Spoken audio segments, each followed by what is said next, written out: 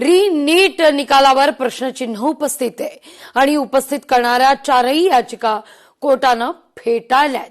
प्रत्येक याचिकाकर्त्याला 5,000चा दंड आहे। याचिका मुंबई उच्च न्यायालयाच्या छत्रपती संभाजीनगर खंडपीठानं फेटाळलेला आहे।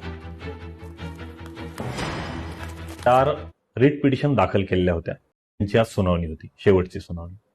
या 4ही रिट पिटिशन या विविध विद्यार्थ्यांनी दाखल केलेल्या होत्या आणि सगळ्या गोष्टी तपासून पाहिल्यानंतर हे लक्षात आलं की एनटीएने दिलेला निकाल हा पूर्णपणे बरोबर आहे, त्याच्यामध्ये कसलीही चूक नाही।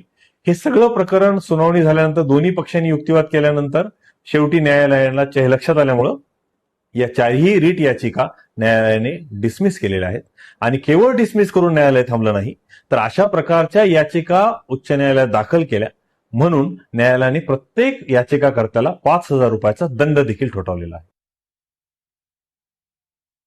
छत्रपती संभाजीनगर महानगरपालिकेच्या 9 प्रभाग समिती सभापती निवडणुकीत भाजपनं 6 जागा जिंकत वर्चस्व कायम राखलंय।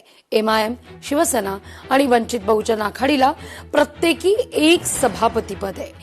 5 प्रभाग समित्यांमध्ये सभापतींची बिनविरोध निवड आहे।